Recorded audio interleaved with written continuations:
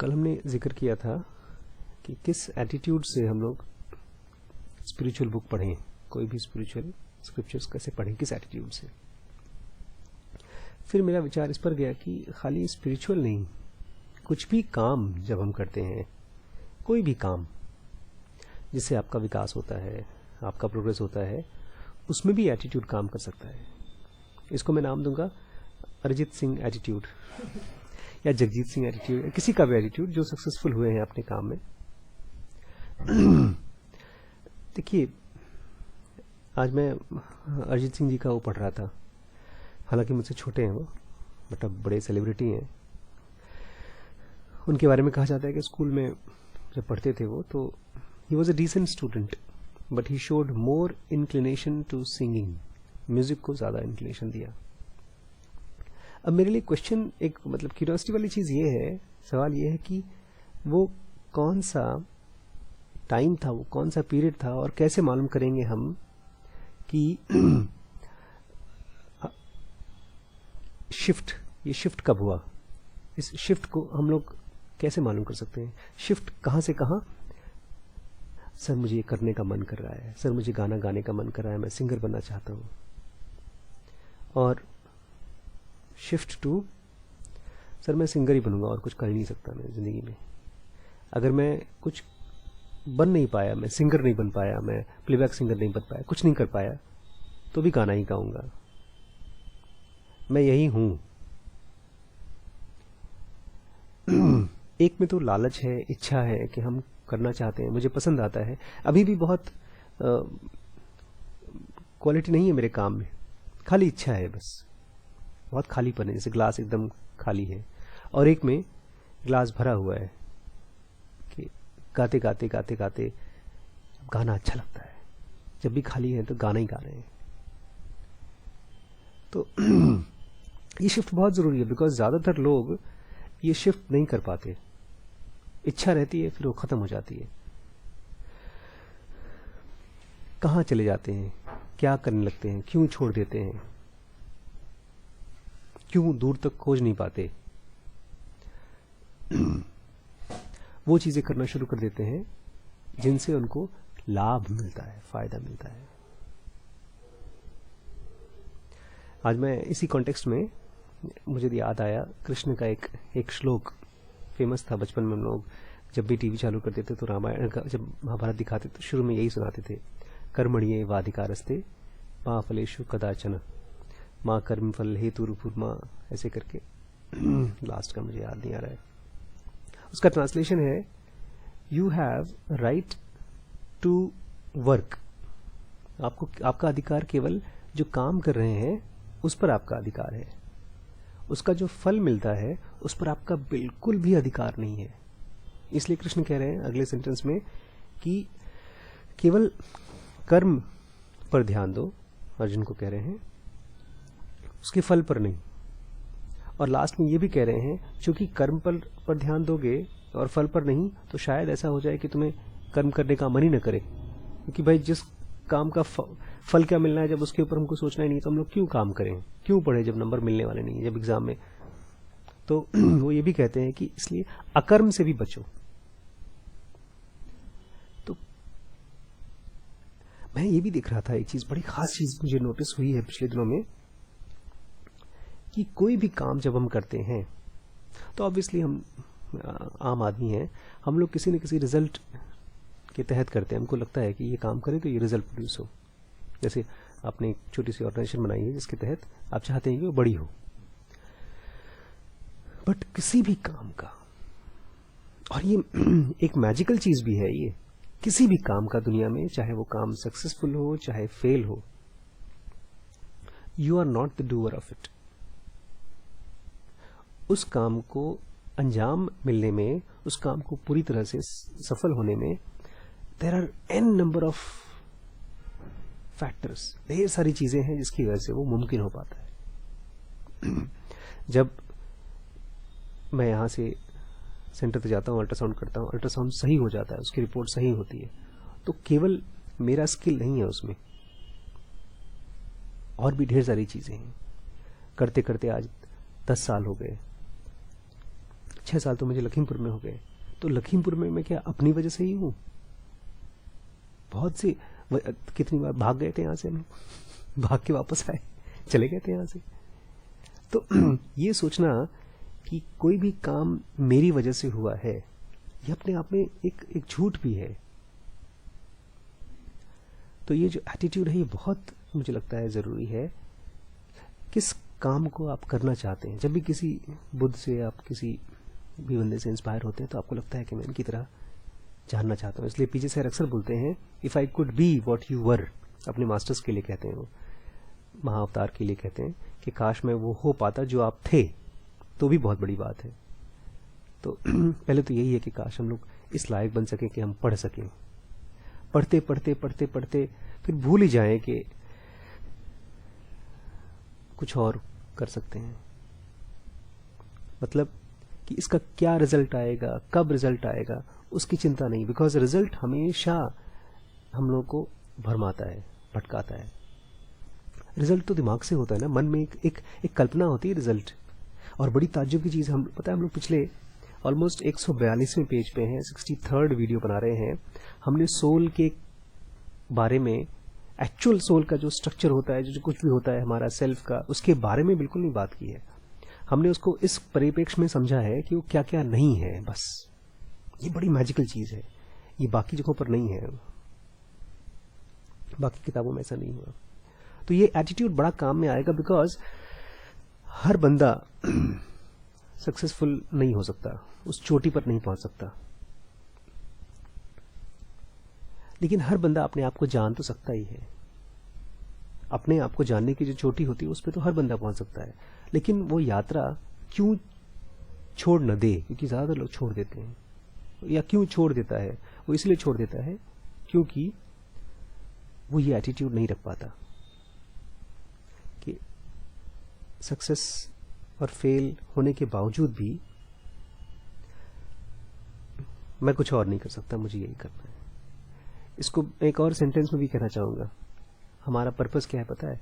जो कुछ मिले, जहां से मिले खाना पीना खा लो, धूप लगे तो छत होनी चाहिए, और अपने आप को जानो। This is the basic and only purpose. और कोई पर्पस ही नहीं है।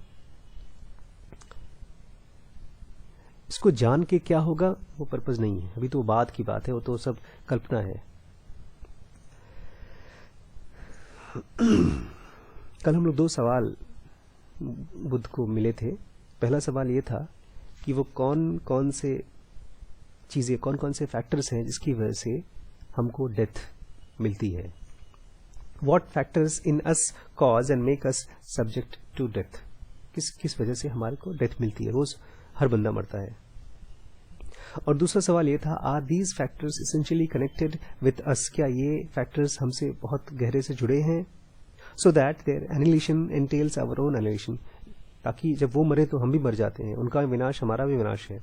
और are they essential components of ours so that, और they are not essential components of ours, या वो हमारे बहुत जरूरी कॉम्पोनेंट्स नहीं हैं, ताकि वो जब मरते हैं और जब खत्म होते हैं तो हम नहीं खत्म होते। ये जानना बुद्ध के लिए बड़ा इंपॉर्टेंट था। इसका आंसर जो बुद्ध को मिला, ये केवल थियरी नहीं था। इन्होंने इसको वैसे ही अप्रोच किया होगा कि और कुछ था ही नहीं इनकी लाइफ में, सब कुछ छोड़ छाड़ दिया था। वो तो राजा थे, परिवार था, रुपया पैसा सब कुछ था उनके पास। Answering the first question presupposed the analysis of the whole personality. पहली वाली जो क्वेश्चन था उसका आंसर खोजने में हमारी पूरी पर्सनालिटी का एक प्रीजम्पशन होता है, प्रीसपोजिशन होता है। The personality consists of material body, हमारी जो पर्सनैलिटी है उसमें हमारा शरीर होता है, सेंसेशंस होते हैं, जो दूर आवाजें आती हैं वो, परसेप्शन होता है वो जब वो आवाजें हमारे कान पे पड़ती हैं तो जो वाइब्रेशंस क्रिएट होते हैं वो परसेप्शंस, और जब हमारे कान पे आवाज पड़ती है तब हमारा दिमाग काम करता है, activities of the mind and consciousness, और उसके बाद निकलने वाला कॉन्शियसनेस। ये हमारी पर्सनैलिटी है। These are 6 forms of consciousness. 6 तरह के होते हैं।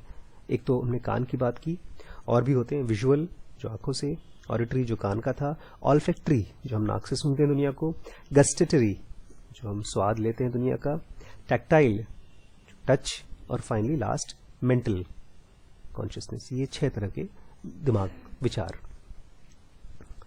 जो भी हमारी बॉडी ये सब चीजें कर सकती है। The activity of the consciousness assumes the form of sensation. जो हमारा कॉन्शियसनेस है वो उसकी जो एक्टिविटी है वो सेंसेशंस का फॉर्म लेती है। एंड देन ऑफ परसेप्शन, पहले सेंसेशन आता है, उसके बाद उसको परसीव करता है तो परसेप्शन का फॉर्म होता है विथ, और उसके बाद निकल के आता है with the result there occurs in the organ of thought the activity. आवाज, टन से आवाज आई, कान में पड़ी, कान में आवाज आई तो फिर हमारे ब्रेन ने उसको एनालाइज करना शुरू किया कि काहे की आवाज है, फूल है कि घंटी है कि क्या है। And there comes to life the whole host of mental activities. और उसके बाद ढेर सारी चीजें चलना शुरू हो जाती, कहां से आवाज आ रही, क्यों आई, वगैरह वगैरह। The 4 groups of sensations, perception, activities of thought and the consciousness are caused and conditioned by the bodily organism। ये सारी की सारी चीजें बॉडी की वजह से होती हैं, शरीर की वजह से होती हैं। If a sense organ becomes incapable of function, जैसे मेरे छोटे भाई के लाइफ में कान काम नहीं करता उसका, तो अगर कोई भी एक सेंस ऑर्गन काम नहीं कर पाता, then the corresponding sensation and perceptions fail to appear। तो उसको आवाज ही सुनाई नहीं देती, कुछ नहीं आवाज आई। If the organ of thought as the central organ is seriously damaged, अगर ब्रेन में चोट लग गई, आदमी कोमा में है, अगर ब्रेन डैमेज हो गया, then all the consciousness is at an end. तब तो कोई चेतना ही नहीं बनती, कुछ होता ही नहीं है। Therefore the bodily organisms or with the 6 organs of sense is 6 sense machine which generates consciousness। इसलिए हमारा जो शरीर है जिसमें 6 सेंसेस हैं, यही कॉन्शियसनेस का की माँ है, यही पैदा करती है कॉन्शियसनेस।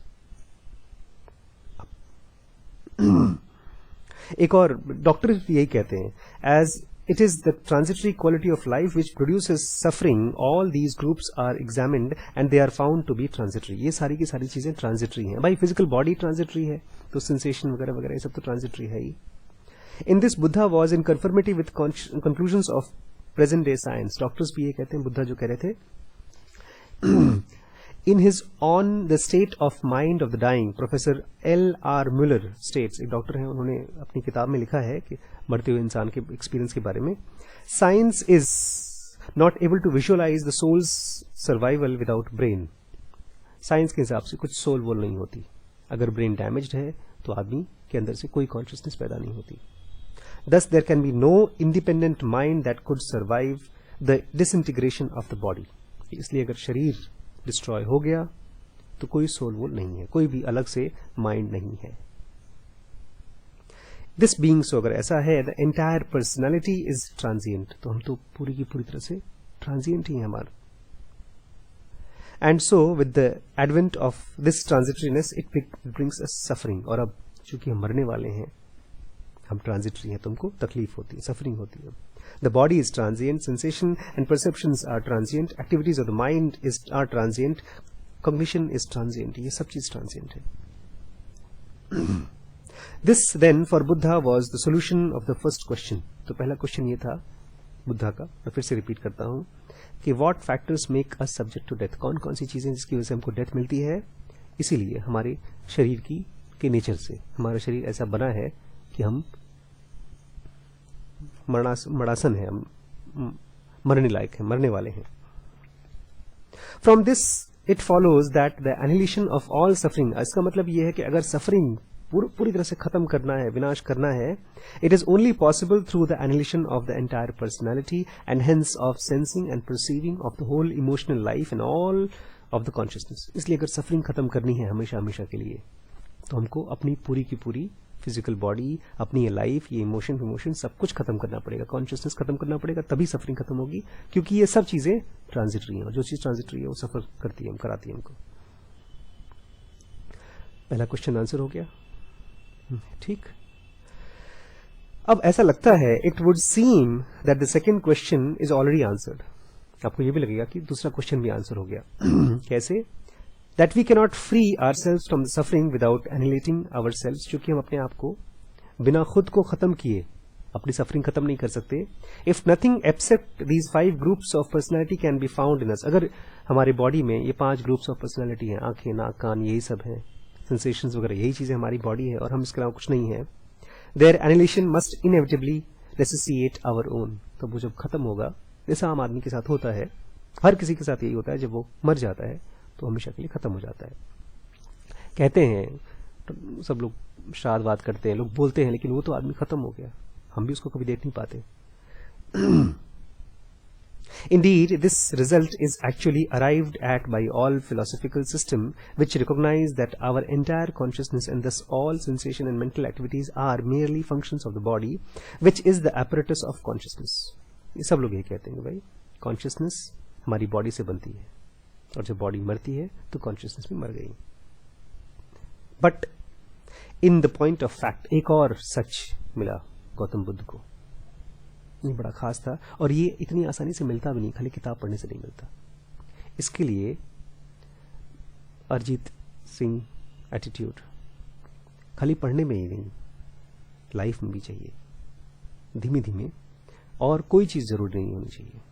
अपने को सारे किनारे छोड़ देने होंगे। शोर मतलब समुद्र का किनारा, जब आप एक छोड़ते हैं ना, एक समुद्र का एक नाव से बैठते हैं और कहीं जाते हैं तो वो दूर होते जाता है। आपके सामने 2 चॉइस हैं, आप डॉक्टर बन सकते हैं, आप बिजनेसमैन बन सकते हैं, और आप अपनी लाइफ को, अपने आप को खोजने में भी खर्च कर सकते हैं। अब एक टाइम के बाद तो ये डिसाइड करना पड़ता है कि यार मेरी लाइफ का फुल टाइम जॉब क्या होगा, मुझे करियर पे फोकस करना है, एक सक्सेसफुल डॉक्टर बनना है, एक बड़ा बिजनेसमैन बनना है, या मरने से पहले खुद को खोजना है। ये 2 चॉइसेस हैं। तो जैसे उसको अरिजीत सिंह के लिए कहा था ना, he was an decent student but he showed more inclination to singing. तो we may be very good decent businessman, but what is our inclination, this is very important.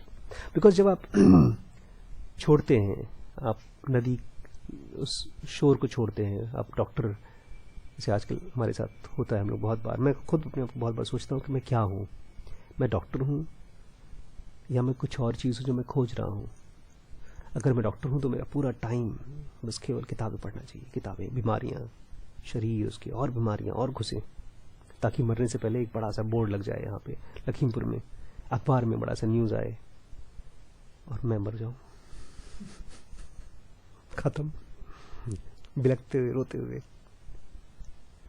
तो जब छोड़ेंगे आप तो थोड़ा सा शुरू में दुख होता है कभी कभी यार, लेकिन वो जो दुख है वो वही दुख है जो आज के 10 साल बाद आने वाला है, क्योंकि वो रियलिटी है नहीं। जो भी चीज ट्रांजिटरी है। अच्छा, ये रियलिटी का मतलब ये नहीं कि झूठ है, रियलिटी के 2 अलग अलग टाइम का फ्रेम है।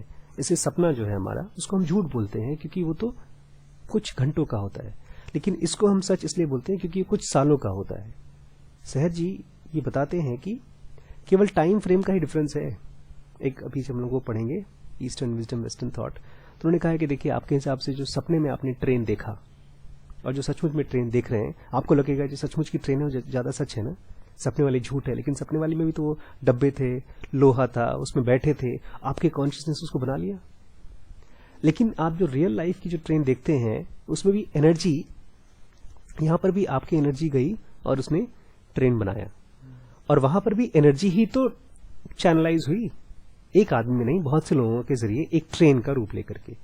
लेकिन ये भी खत्म होने वाली है और वो भी खत्म होने वाली है। तो रूल ये है, जो भी चीज खत्म होने वाली है वो in comparison to something else which we don't know, lies, झूठ है। तो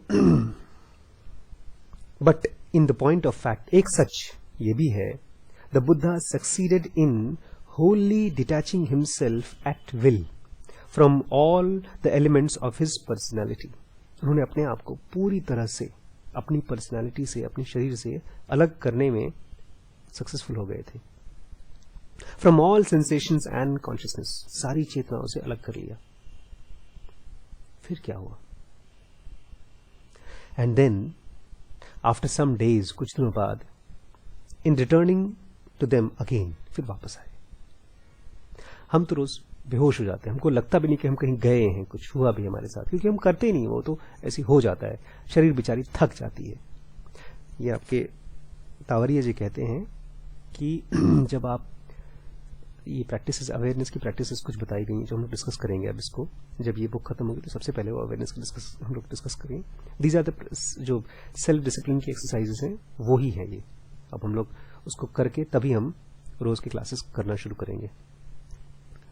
जब आप देख पाएंगे तब आप देखेंगे कि आपकी फिजिकल बॉडी और आपका कोई और चीज है, इन दोनों का जो डिस्टेंस है यही डिसाइड करता है कि आप कितने होश में हैं, कितने बेहोश हैं। जब आप सोते हैं तो एक डिस्टेंस काफी हो जाता है, जब आप जगते हैं तो डिस्टेंस कम होता है, जब आप कोमा में होते हैं तो डिस्टेंस बहुत ज्यादा होता है। तो गौतम बुद्ध ने अपने आप को इस पूरी पर्सनैलिटी से पूरी तरह से अलग कर दिया और फिर वापस लेकर आए। कॉन्सिक्वेंटली फिर हुआ क्या, through deep religious and practical experiences, उनके गहरे एक्सपीरियंसेस से, there was established for him the fact that all the elements of our personality are not essentially bound up with us. उनको तब पहली बार एहसास हुआ कि जो फिजिकल बॉडी है, ये जो हमारी पर्सनैलिटी है जो मर जाती है, ये सब कुछ मुझसे बहुत गहरे से जुड़ी हुई नहीं है। And their elimination leaves us untouched, और जब वो खत्म होता है तो मुझे तो बिना छुए छोड़ देता है। What is more, और क्या, as one perfectly awakened, और जैसे इस चीज में और जगता जाता है आदमी, he was able by reflection to convey into the logical thought forms of reason and so to render accessible and intelligible to others। फिर इसको मनगढ़ंत कहानी नहीं, तर्क संगत बात के जरिए औरों को समझा पाए। The experience and the insight gained from the highest contemplative vision, जो सबसे ऊपर की स्थिति होती है वहां से जो एक्सपीरियंस आता है वो उन्होंने कन्वे किया। This he did in an astonishingly simple manner and perfect clarity in the following syllogism. Syllogism मुझे अब थोड़ा थोड़ा एहसास होने लगा क्या है। सिलोजिज्म मतलब कि हमारे इंसान की ना एक बड़ी खास काबिलियत है। इनफैक्ट तावरी जी आज एक उन्होंने शेयर किया, एक उनका पेज पे एक चीज शेयर किया गया, बड़ा अच्छा चीज शेयर किया। बोलते हैं हमारा जो आउटर ब्रेन है, हमारा जो थॉट्स जिसमें से हम सोचते हैं, सेंसेशन को लेते हैं, उसके बाद हम विचार करते हैं, ये आउटर ब्रेन है उनके हिसाब से। और एक होता है हमारा इनर ब्रेन। तो जो आउटर ब्रेन है वो चीजों को एनालाइज करता है, लेकिन इनर ब्रेन केवल चीजों को परसीव करता है और अंडरस्टैंड करता है, बस, इट डजंट एनालाइज। तो सिलोजिज्म हमारे आउटर ब्रेन के लिए बहुत जरूरी है, बिकॉज इतने ढेर सारे थॉट्स आते हैं कि हमको किस विचार का क्या मतलब होता है, बहुत कंफ्यूजन होता है। आपने देखा किसी को, कोई आदमी फेल हो गया लाइफ में, या कोई बीमार हो गया, वो सिगरेट पीता था, तो आपको खट से उसके ऊपर गुस्सा आता है कि देखा, हम जानते थे ना, हम पहले मना किया था तुम्हें सिगरेट पीने के लिए। और वहीं पर एक बगल में आदमी है, सुट्टा मार रहा है, 90 साल का है, बोलता हमको तो कुछ नहीं हुआ आज तक, हमको क्या बोलोगे? तो आपकी लॉजिक फेल। तो syllogism is basically those stories, those right kinds of thought which match with reality. और ये सब के सब हमारे बस का इसलिए नहीं है बिकॉज हम अभी कॉन्टेम्पलेटिव बहुत सी चीजों में कर भी लेते हैं। जैसे अभी हम लोग कहानियां बताई हैं, गौतम बुद्ध ने कहानियां बताई हैं, और हमारी जिंदगी में जितनी भी चीजें हम एग्जाम्पल्स के जरिए सीखते हैं वो सिलोजिज्म है। कि मैंने देखा था सुबह से लेकर शाम तक वो आदमी रियाज करता है, और रियाज करता है तो उसकी आवाज अच्छी हुई है, उसको फिर ये अंदाजा हम लोग मानते हैं कि शायद वो सही है, तो हम भी जाके रियाज करते हैं। It is all guess, but sometimes it fits. लेकिन कौन सा गेस, क्योंकि मैंने देखा है वो आदमी जो गाना कर रहा है, रियाज कर रहा है, उसकी तो 4 गर्लफ्रेंड भी हैं, तो मुझे भी 4 गर्लफ्रेंड बनानी चाहिए। तो इस तरह से ना right kind of syllogism is very important. तो जब Gautam Buddha perfectly contemplative state से आए तो उन्होंने एक बहुत क्लैरिटी के साथ एक सिलोजिज्म दिया। सबसे पहले मेजर प्रेमाइस, आपको याद है ना, प्रेमाइस हम लोग डिस्कस करते थे। इसके पहले मैं आपको थोड़ा सा प्रेमाइज, माइनर प्रेमाइज जो बताऊंगा, इसके पहले मैं थोड़ा सा आपको हिंट देना चाहता हूँ। दीज आर कॉल्ड, इसको मैं ऐसे समझाऊंगा कि जैसे हम लोग गणित सीख रहे हैं, मन का गणित। अभी तो हम पूरी तरह से शरीर हैं और शरीर में तकलीफ आती है और हम चाहते हैं परमानेंट सोल्यूशन। ये परमानेंट सोल्यूशन खोजना तकरीबन वैसा ही है जैसे हवाई जहाज बनाना या रॉकेट बनाना। आजकल हम लोग इतने एडवांस हो चुके हैं कि खून को देख करके हम बता सकते हैं कि खून में क्या बीमारी है। डॉक्टर साहब बीमार हुई तो हमने उसको खून निकाला और एक मशीन में डाला तो उसने बता दिया कि ब्लड में अलग अलग टाइप के सेल्स हैं और ये खास तरह का सेल की गिनती इतनी हो गई है, यूसिनोफिल काउंट्स बढ़ गए थे, तो उसके लिए हमने उस तरह की दवाई दी जो यूसिनोफिल काउंट्स को कम करने में हेल्प करती है। रॉकेट्स के लिए गणित का यूज करते हैं, हवाई जहाज के लिए गणित का यूज करते हैं। ऐसे ही जो प्रीमाइज है, दीज आर, गणित क्या है, एक पर्टिकुलर थॉट ना, एक सीरीज में नंबर्स को आप जोड़ते हैं, उनको आगे पीछे लगाते हैं, उसके बाद कुछ अंदाजे लगाते हैं कि इस एंगल पर अगर मेरा हवाई जहाज गया तो स्टॉल नहीं होगा, गिरेगा नहीं। तो अगर इस विचार को हम लेकर चले जो गौतम बुद्ध बोल रहे हैं, तो हम स्टॉल नहीं करेंगे, गिरेंगे नहीं। कल शादी में गए थे हम लोग, मुझे दिख रहा था स्टॉल ही स्टॉल था सब जगह, खाने के स्टॉल थे ढेर सारे। हम लोग खाना खा के गए थे, इतनी ठंड थी और उसमें बेचारे पता नहीं किस तरह के लोग होते हैं जो नौकर चाकर थे, उनके पास पैसे रुपए नहीं थे, ओपन में रखा था सब कुछ, खूब पैसा बर्बाद हुआ था। तो ये राइट थिंकिंग है?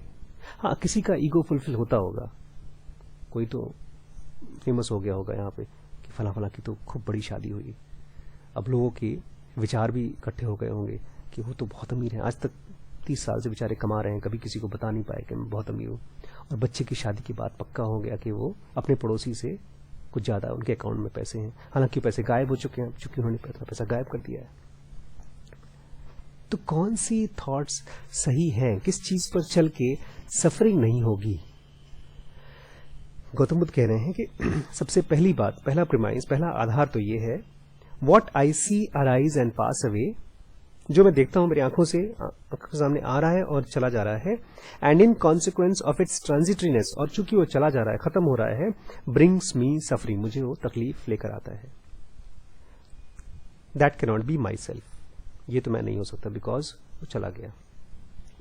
माइनर प्रीमाइस, इसी के तहत एक और बात, I now see all the 5 groups of my personality arise and pass away, and with their passing brings me suffering। और मैं अपने अंदर में बाहर की चीजों को देख लिया और मेरी पर्सनालिटी में भी, मेरे आंख पैर सब कुछ चीजों में चीजें आती हैं फिर चली जाती हैं, और जब जाती हैं तो मुझे तकलीफ देती हैं। तब आप देखिए क्या होगा। अब अगर आप देख लेते हैं शीशे में अपना चेहरा बदसूरत मानते हैं, आप मैं सुंदर नहीं हूं या मैं फेल हूं अपनी करियर में, आप चाहते हैं कोई और सक्सेसफुल बंदे की तरह मैं जिंदगी में बन जाऊं, कुछ और सुंदर बन जाऊं, आप इसके बाद नहीं मांगेंगे। इसके बाद आप देखिए वो भी आग में जल रहा है, मैं भी आग में जलूंगा, ये खूबसूरत मूर्ति जल रही है, थोड़ा बदसूरत मूर्ति जल रही है, लेकिन जलना तो दोनों को है। जब ट्रांजिटरी आप देख लेते हैं चीजों को, तब आप उसकी इच्छा ही नहीं करते, क्योंकि वो सफरिंग लेकर आएगा, चाहे कितना भी सुंदर हो, बट है तो ट्रांजिटरी। गौतम बुद्ध का थर्ड कंक्लूजन ये है, Therefore all of them are not myself। जो भी चीजें ट्रांजिटरी हैं वो मेरा सेल्फ नहीं है। अभी रुकिए, अभी खास चीज समझ में आएगी। In keeping with this it's immense importance, इस बात की जरूरत, इसकी जरूरत को, इंपॉर्टेंस को याद रखते हुए Buddha repeats this syllogism again and again, इस बात को बार बार रिपीट करते हैं through out his life. Of each of the 5 groups of personality, ये मेरा आंख कान नाक सब कुछ, he always states that it is transitory and therefore full of suffering। ये चूंकि transitory है इसलिए तकलीफों से भरा हुआ है। And he deduces the conclusion, और फिर वो एक conclusion निकाल के लाते हैं, what is changeable is to be regarded by the really wise not to belong to me, this am I not and this is not myself। बोलते हैं जो बहुत बुद्धिमान होगा उसको ये देखना होगा ध्यान से कि जो भी चीज बदल रही है वो मुझसे बिलोंग नहीं करता, वो मेरा नहीं है। ये आम आदमी नहीं कर सकता, क्योंकि आम आदमी तो जो चीज को बिलोंग नहीं करती उसको भी खोजने के चक्कर में पड़ा रहता है। बट यहां पर बुद्ध किस चीज के बारे में चिंता कर रहे हैं? उनको सामान की चिंता नहीं है, उनको चिंता है अपनी सफरिंग की। आग बड़ा खास तरह का एलिमेंट है, वो बहुत तेज सफरिंग लाता है, बहुत तेज जला देता है। उसका जलना हम देख पाते हैं, उससे हम दूर भागते हैं। लेकिन रुपया और पैसा ये भी उसी आग की तरह है, ये बहुत धीमे धीमे जलाते हैं, इसलिए उनका जलाना, मैं बुराई नहीं कर रहा हूं उनकी रुपए पैसे की, मैं खाली वो दिखा रहा हूं कि गौतम बुद्ध क्यों क्या बोलते थे। ट्रांजिटरी मतलब क्या? जो चीज आपको सफर कराए। आग जब हाथ में लगती है तो जलता है, तो सफर करते हैं हम। लेकिन जब पैसा हमारे पास आता है, हमको पता ही नहीं चलता कि हम सफर कर रहे हैं।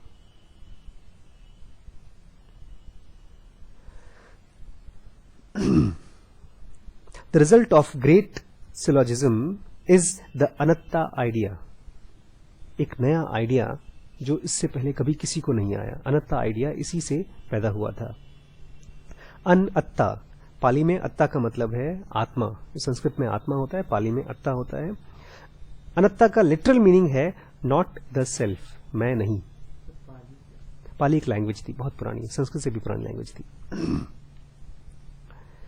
It is simply the conclusion of word, ये जो ढेर सारे वर्ड हैं इसका एक वर्ड है, this belongs to me not, ये मेरे को, इससे मेरा कोई संबंध नहीं है।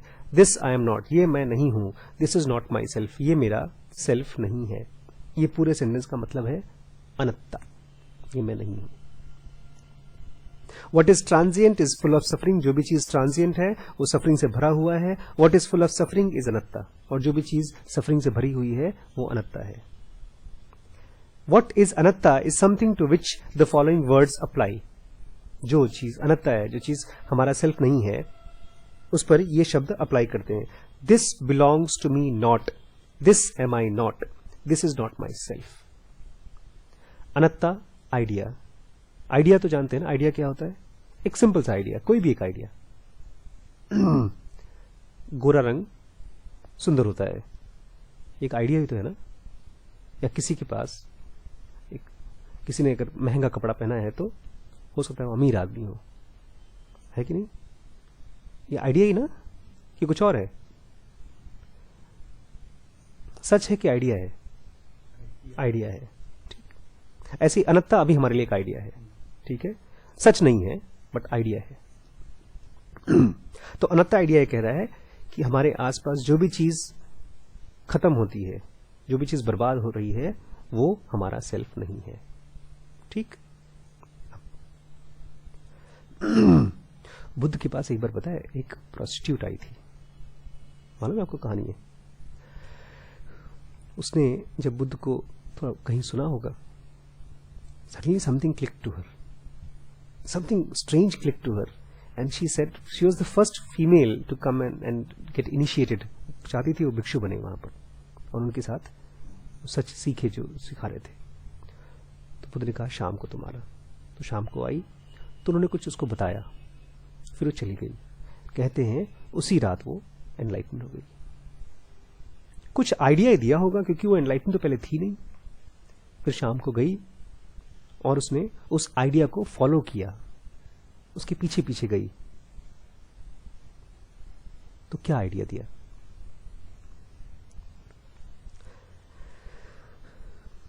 Buddha saw that everything corporeal, उन्होंने देखा जो भी चीज फिजिकल बनी है दुनिया में, all sensation, perception, all activities of mind, all cognition, in fact the entire personality are anatta not the self. उन्होंने देखा सब कुछ, जो भी चीज बर्बाद हो रही है वो हमारा सेल्फ नहीं है, सब कुछ अनत्ता है। द अर्नेस्ट सीकर, जो भी चीज, जो बंदा को मन से खोज रहा है, capable of understanding these words, जो भी इन शब्दों को समझ सकता है, क्योंकि ये तो अंग्रेजी के सिंपल शब्द हैं, इसको जब सुनेंगे आप तो या तो आप मिसअंडरस्टैंड करेंगे, बोलेंगे सर ऐसे कैसे, मैं तो, आप मेरी उंगली तो मेरी उंगली है, मेरी शक्ल तो मेरी शक्ल है, ठीक है मेरे कपड़े मेरे नहीं है, लेकिन मेरा बॉडी तो मेरा बॉडी है। शब्दों को भी समझना सबके बस की बात नहीं है। बोलते हैं जो अर्नेस्ट सीकर है, capable of understanding these words, जो इन शब्दों को समझ सकता है, is shown the course he has to take. उनको उन्होंने ये बताया है कि अगर इन शब्दों को तुम समझ सकते हो तो तुम्हें कौन सा रास्ता लेना है, वो कोर्स दिखाया है बुद्ध ने। अभी तुम एनलाइटन हुए नहीं हो, लेकिन किस रास्ते पे चल के तुम एनलाइटन हो सकते हो। The first flash brings N unexpected Joy. जब पहली बार आप देख पाते हैं कि मेरी बॉडी भी मैं नहीं हूं, एक पहली फ्लैश में ही आपको एक जॉय आता है, चलो बॉस ये तो क्लियर हो गया कि मैं बॉडी नहीं हूं। तो ये पहले आइडिया से समझ के तो हुआ है। The first flash brings N unexpected Joy, this doctrine is joyful in the beginning. ये जो सिद्धांत है जो बता रहे हैं, शुरू में भी जॉयफुल है। इन कॉग्निटिव कॉन्टेम्पलेशन, और जब आप उसको मनन करेंगे, द अनत्ता आइडिया, ये जो अनत्ता का आइडिया है कि जो भी चीज बर्बाद हो रही है वो मैं नहीं हूं, बिकम्स मोर एंड मोर, ये आगे बढ़ते बढ़ते पता है क्या हो जाती है, अनत्ता विजडम। अब ज्ञान के रूप में बदल जाता है, ये विजडम बन जाता है। अभी हम डिटैच्ड नहीं है अपनी बॉडी से, हम गौतम बुद्ध की तरह से अपने आप को अपनी बॉडी से डिटैच नहीं कर पाए हैं, क्योंकि हमारा एक छोटा सा इंटेलेक्ट, जरा सा इंटेलेक्ट है जो इसको देख पा रहा है कि अच्छा ठीक है, जो भी चीज कॉर्पोरियल है, जो भी चीज बर्बाद होने लायक है वो मैं नहीं हूं, लेकिन बाकी पूरा हिस्सा अभी भी अपने आप को इसी के साथ आइडेंटिफाई करता है। तो ये जब और कॉन्टेम्पलेशन चलता रहता है, सबसे इंपॉर्टेंट काम जब यही रह जाता है, यही आइडिया हो जाता है, तब इट बिकम्स अनत्ता विजडम, ज्ञान हो जाता है, which gives perfect security and cannot be shaken by anything. और फिर ये उसको कोई नहीं हिला सकता, कितनी भी बड़ा लालच आए, उसको ये देखते ही, कोई भी सामान देखते ही सबसे पहला उसको विचार ये आता है, ठीक है ये परमानेंट है कि अनत्ता है। अगर अनत्ता है तो ये मैं नहीं हूं। इसीलिए भिक्षु बनते थे बड़े बड़े राजा, बड़े बड़े लोग साधु बन जाते थे कि ठीक है तुम मुझे दे रहे हो, खाली जितना मुझे सरवाइव करने के लिए है उतना ही चाहिए, बाकी फिर फेंक दिया, क्योंकि उस चीज से मैं आइडेंटिफाई क्यों करूं, ये तो मैं हूं ही नहीं। Thus, the Dhammapada, verse 97 says that he who grasps anatta idea, और ये किताब कहती है जो इस आइडिया को भी समझ लेता है, he who grasps anatta idea no longer needs to believe in the eternal। उसको किसी eternal, कोई भगवान, कोई दैविक चीज पे विश्वास करने की जरूरत ही नहीं है, जिसने केवल इस आइडिया को समझ लिया। उसको केवल ये देखना है कि कौन कौन सी चीजें जो मरने वाली है और मैं वो नहीं हूं। उसने अपने आप को जहां जहां अंधेरा दिखाई दे रहा है उससे मुड़ जाना है। किसी नकली उजाले के बारे में नहीं सोचना है, किसी नकली भगवान के ऊपर नहीं विश्वास करना है। बस देखो जहां जहां जो चीजें हैं उनका नेचर देखना शुरू कर दो कि ये सब चीजें हमेशा रहेंगी या नहीं रहेंगी। He who grasps the anatta idea no longer needs to believe in the eternal। उसको eternal में विश्वास करने की जरूरत नहीं है। He achieves it, वो पा जाता है। Whoever no longer needs to believe, he knows the uncreated, he truly is exalted amongst men। वो उस चीज को जान जाता है जो क्रिएट नहीं किया जा सकता, वो सचमुच में वही एग्जाल्टेड है, वही है परम इंसान। एक last paragraph, according to Buddha के हिसाब से the anatta idea is something unprecedented. ये जो आइडिया, अनत्ता आइडिया है कि जो भी चीजें दुनिया में बर्बाद हो रही हैं वो मैं नहीं हूं, ये जो आइडिया है ये अनप्रेसिडेंटेड है। अनप्रेसिडेंटेड मतलब बेमिसाल, इसके जैसा दुनिया में कोई और आइडिया नहीं है।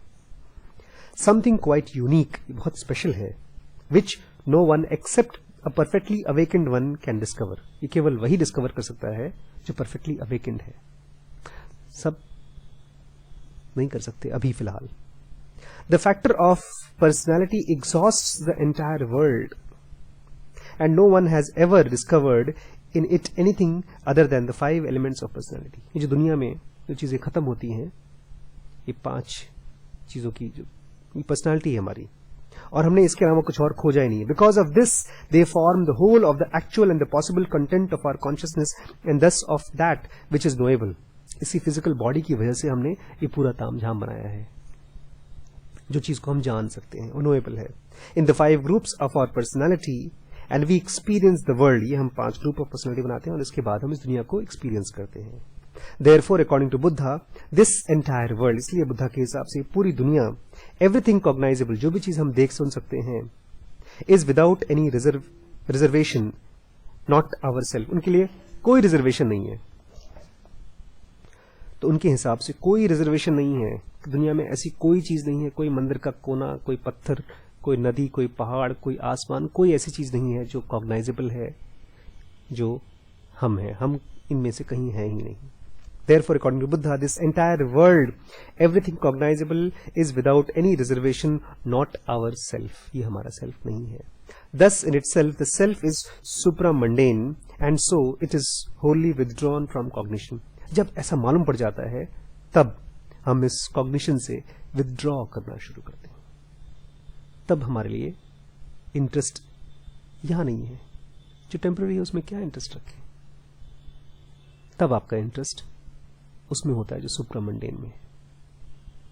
तब धारा बदलती है, तब धारा की राधा हो जाती है।